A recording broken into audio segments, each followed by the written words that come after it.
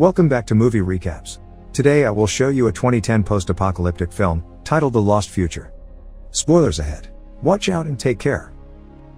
In a post-apocalyptic Earth, what is left of humanity lives in primitive tribes without technology, trying to avoid contact with a group of beasts that transmits a disease that transforms the victims into mutants.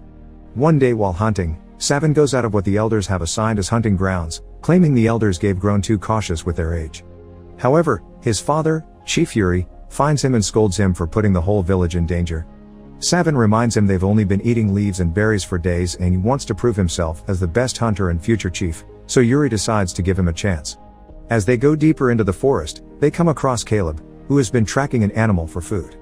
They've gone too far from the hunting grounds and Yuri wants them to go back, but when they hear an animal nearby, he allows them to go just a little farther.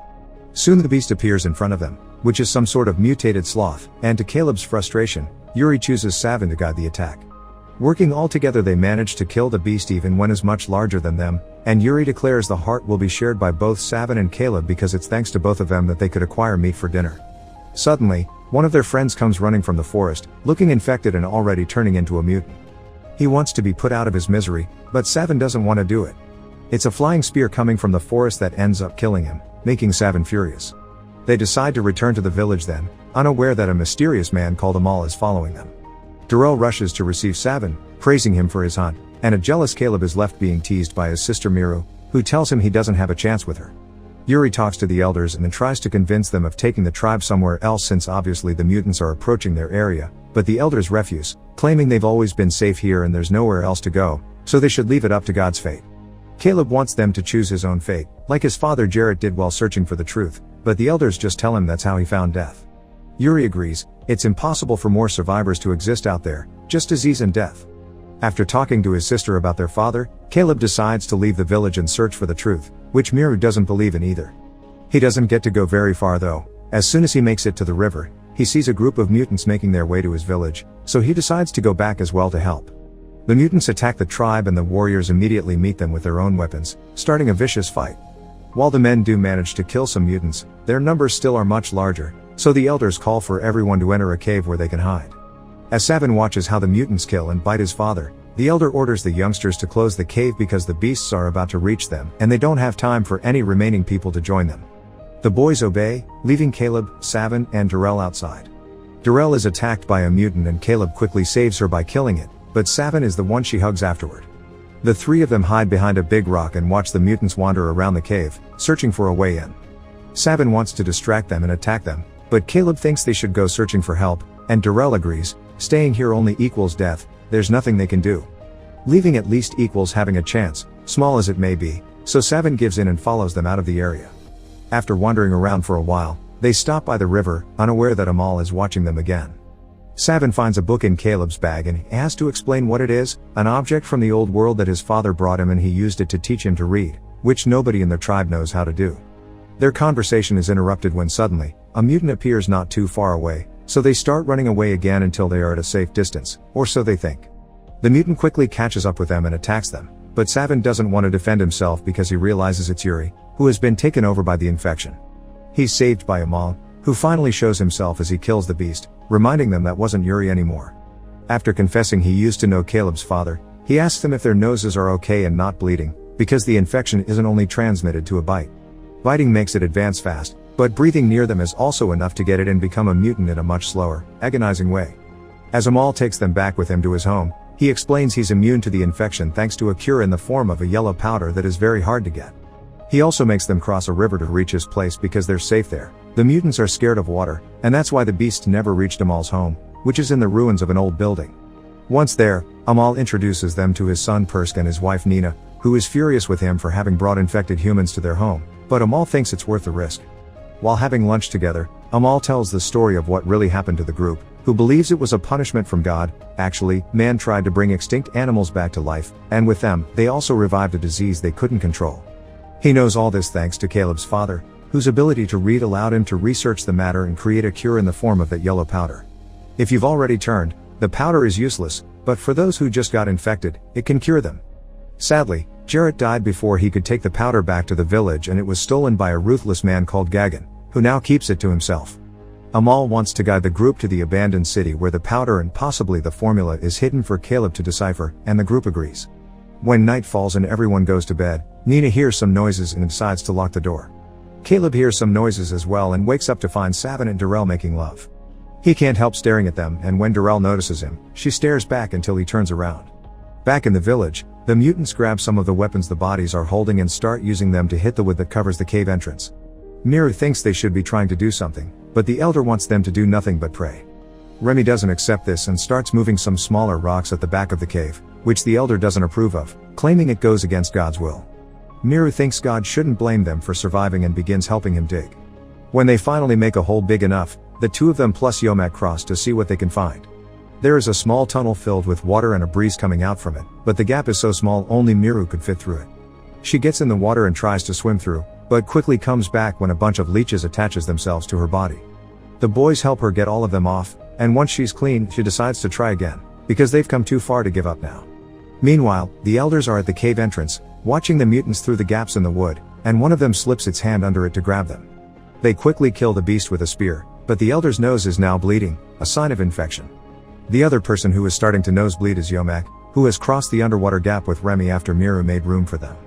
They find a tunnel that goes outside and start to climb it, only to discover there are mutants at the end.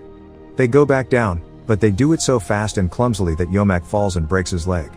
He doesn't want to be helped though, because it would cause them to slow down and allow the mutants to get them all, so he stays back as bait while Miru and Remy run away. They cross the underwater gap without issues, and after eating Yomak, the mutants try to follow them, but they are held back by the sight of water. When Miru and Remy make it back to the main cave, they discover most of their fellow villagers have gotten sick, displaying the symptoms of the disease. When the elder gets too sick and asks for mercy, Remy refuses to do anything, so Miru takes his spear and doesn't hesitate to stab him before he mutates, asking the others to do the same to her if it comes down to that. In the morning, Amal and the trio leave the ruins to go searching for the powder. They take Amal's raft and the boys learn how to row since they never saw any kind of boat before. A group of mutants sees them from the hills and starts throwing rocks at them, so the group starts rowing faster until they lose them. Amal tells them of a brotherhood that used to exist before Gagan created a huge conflict over the ownership of the powder, but he knows there are a few of them around, so when they get to the shore, he wants to light up a beacon to see if they'll come.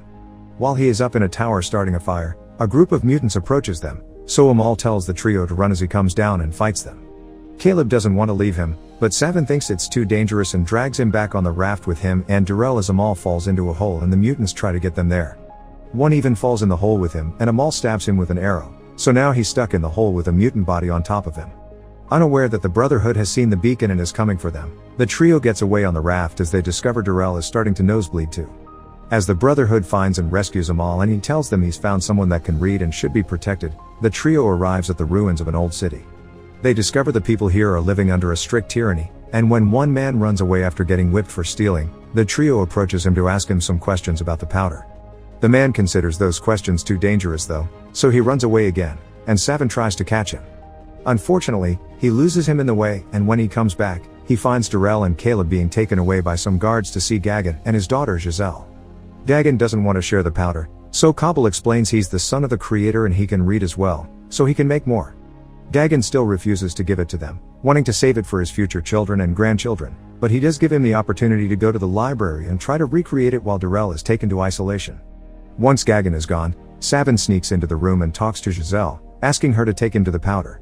At first, she doesn't want to help because she's afraid of her dad, but after seeing him being so ruthless to visitors, learning he stole the powder from an innocent man, and hearing Savin talk about giving hope to thousands of survivors, she changes her mind. Giselle takes Savin to his father's safe, which can only be opened with the key he carries around his neck. Savin doesn't believe this because there's dust all over it, meaning it hasn't been opened in a long time, which contradicts Giselle saying Gagan takes out a bit of powder every day. They search the room for other hidden spots and find nothing, so Giselle comes up with a plan. At the library, Caleb finds his father's work. While he can read it, it'll take him weeks to understand and recreate it, a time he doesn't have because he's starting to nosebleed too. Gagan says Caleb can't do this and refuses to give him some powder to buy more time, but their conversation is interrupted by Giselle, who has come to tell her father someone has broken into the other room to steal the powder. When Gagan rushes there, he finds nobody in the room, but he checks the powder is okay and reveals to a hidden Savin its hiding spot. It's inside a flashlight hiding inside a wall. Savin jumps on Gagan and knocks him out, and he's about to kill him when Giselle stops him and shares the powder with him, curing him of his symptoms. The two of them rush to see Darrell and cure her too after knocking out a guard, and as they leave, Giselle gives the lantern to Savin and asks him to keep up Caleb's father's work. Savin and Darrell hurry to the library next, where they fight another guard before curing Caleb. The trio leaves the city safely, but when they reach the forest, a group of guards is waiting for them. After Savin distracts them and even fights one until he falls unconscious, the three of them get on the raft and row away until they reach the nearest shore. They go up the hills until they find a very flimsy rope bridge that they cross as carefully as possible, but things get difficult when Gagan and his men find them. Caleb is hit on the leg with an arrow, and when they reach the other side, Savin asks Darrell to help Caleb while he takes care of guards, because Caleb is the only one with the ability to recreate the powder, making him humanity's only hope. Savin returns to the head of the bridge and starts cutting the ropes to make the soldiers fall, but this gives Gagan the chance to land a couple of arrows on him and making him fall as well. Darrell and Caleb start running away and they're found in the forest by Amal and the Brotherhood, who were able to find them after they saw the abandoned raft and track them from there. Using the Brotherhood's horses, they quickly return to the village, where the mutants had started to dig under the entrance to reach the tribe. The Brotherhood has no trouble killing them all while Darrell enters the cave to share the powder right before Miru kills herself in fear of mutating. After the battle is over, Gagan finds them and shoots an arrow at Caleb that Amal jumps in front of to protect him. Furious, Caleb picks up an axe and throws it at Gagan, finally killing him. Some dates later, after taking Amal back to his home, Caleb says goodbye to his sister, who is teaching more kids how to read. He makes his way back to the city, intending to find that library again and finish his father's work to save humanity. Make sure to subscribe and turn on notifications so you can watch more videos like this. Thanks for watching.